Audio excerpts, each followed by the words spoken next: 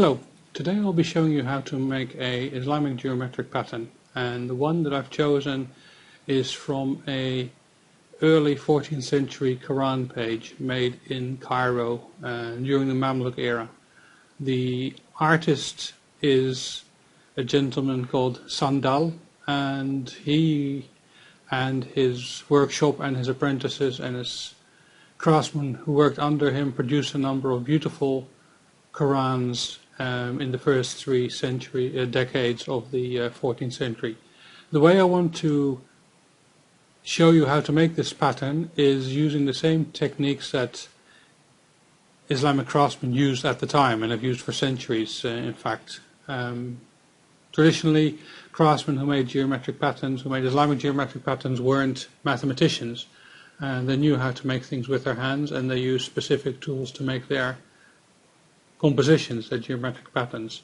What they used were three instruments, essentially. One is a pair of compasses, like this, so you will need this. Then they used a ruler, like this, and a pencil, and you will also need a pen, something with a contrasting color to the pencil. The trick, or the principle of Islamic geometric design, is to draw circles and lines and sections of circles, arcs, and connect intersections. And choosing which intersections to connect is the skill. So follow the steps that I demonstrate in this presentation, and you should be able to create the same composition as was created in 1307, thereabouts, in Cairo by Mamluk craftsmen using these same tools. So good luck, and let's get started. So this is the Quran page that we'll be looking at. It has a 10-pointed star in the middle, and then it has quarter sections of 10-pointed stars on the corners. To make life easy, I've created a PDF which I've uploaded onto my Facebook page, or my Facebook group, in fact. There's a link on this page here. So go there, you can download this. It's designed as an A3 because you need a bit of space to make this composition, but you can also do it as A4. So print it out, and in that way you can skip the boring stuff. You don't have to draw a circle and divide it into 10 equal sections. So the first thing that you have to do is to draw a 10-pointed star like this one. It's important that you get the hang of this because you'll be drawing this star a few more times in this composition. An easy way to do it, or an easy way to see this star pattern, is as one continuous line. So you start on any of the intersections and you go round and round and round until you end up where you started. The way I like to do it is to start somewhere, skip 2 intersections, go to the third intersection. Skip 2 intersections, go to the third intersection. You go all the way around until you finish where you started. The next step is to draw 2 circles as indicated here, and the compass point goes into the intersections indicated with red. The circles pass through the center of the star, and they also have the same diameter as the circle that we started with. After that, you need to draw a few lines and a few circles. So start with the long horizontal line at the top and another one at the bottom. Basically, you're extending the horizontal lines of the first star pattern, and you make a line, or you put your ruler in such a way that it goes through the intersections that I've indicated here. So one at the top, and then another one at the bottom, and it'll become clear why you need to draw these lines. After that, you have to extend the line that goes through the middle of the star, the horizontal line that goes to either side of the central star. So a couple of horizontal lines, and then the last part is to draw those 2 circles which are indicated in bold, and the compass point goes through the intersections indicated with red. So these circles also have the same diameter as the ones you've drawn before. The reason why you've drawn those long horizontal lines is that they give you the intersections that you need to be able to draw the lines that divide your circle into 10 equal sections. So you can see that I've indicated with red these intersections.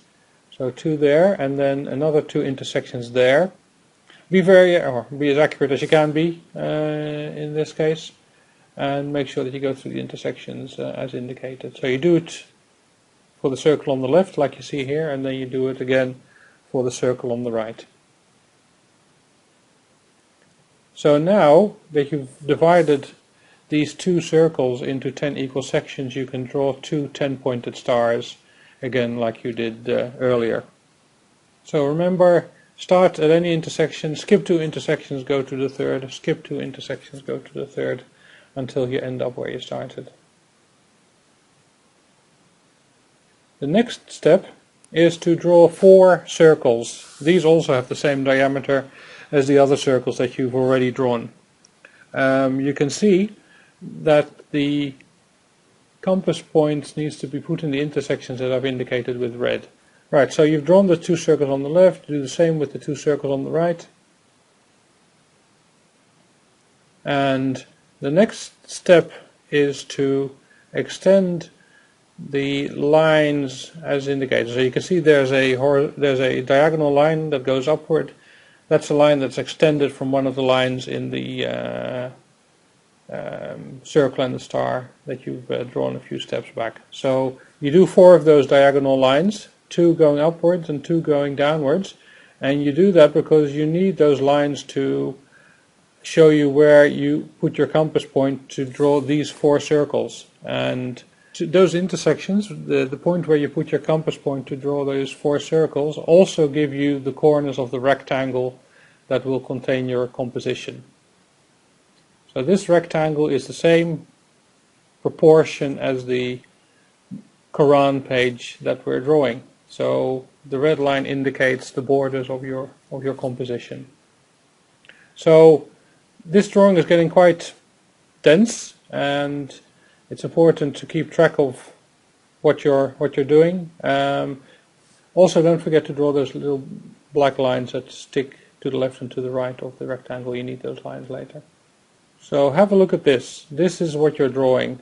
You can see what you've already done. You've drawn all those circles, and those circles are all going to contain the same 10-pointed star as the one in the middle. Essentially, that's the structure of the composition for the Quran page. It's also the structure, of course, of what you're drawing now. So keep that in mind. Visualize that when the drawing gets a bit complex. This keeps it relatively simple. Right, so now you've drawn those circles, of course, and as the drawing before with the colored circles showed, you need to divide these circles into 10 equal sections again. So we don't need to calculate anything, we just need to look at what intersections we have to use. And I've indicated those intersections again with red circles. There's 1, there's 2, and you need to draw those for all the 4 corners. So pay attention to where you have to make those lines go through, and these will help you divide the circle into 10 equal sections. The next step, you have to draw a long horizontal line that goes through the intersection that I indicated in red. And the reason you need to draw this black line is because it will help you draw the last line that you need to divide those 4 circles into 10 equal sections. See? So you can see here, that long black line, that long horizontal line that you've drawn gives you the intersection that you need to draw the last line that goes through those 4 circles. So by doing that, created a circle that's divided into 10 equal sections, and as you maybe expect now, those 4 circles all need their own 10-pointed star.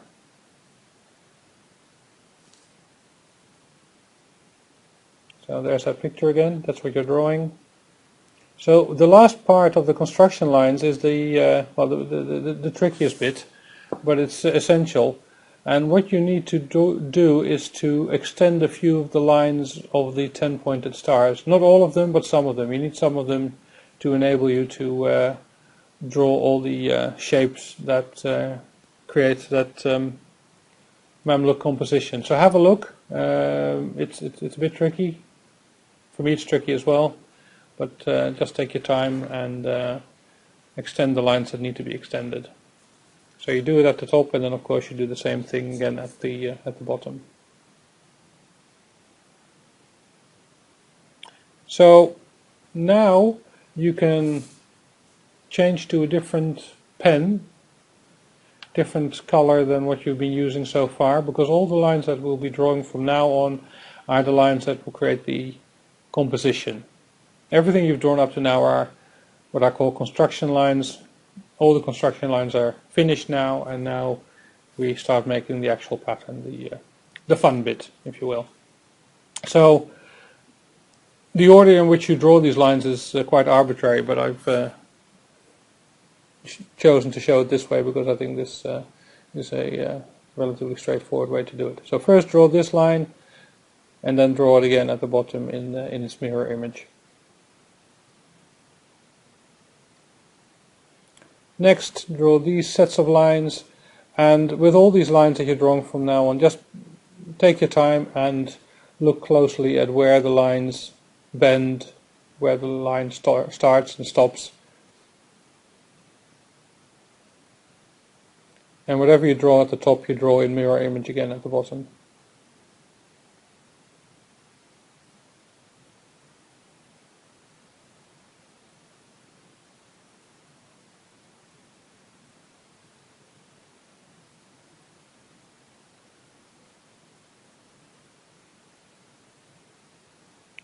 The last part, what you'll be drawing now, is the lines that create complete the composition, in fact. So you can see you've drawn those 4 sets of lines, and that's it. You've got your 10-pointed star in the middle, your quarter segments of 10-pointed stars on the corners, the little half bottle shapes to the left and to the right, and at the top and at the bottom, and that's it. And that's the drawing that creates the composition on the Mamluk Quran page, and it's the same technique that was used by craftsmen 700 years ago in Cairo.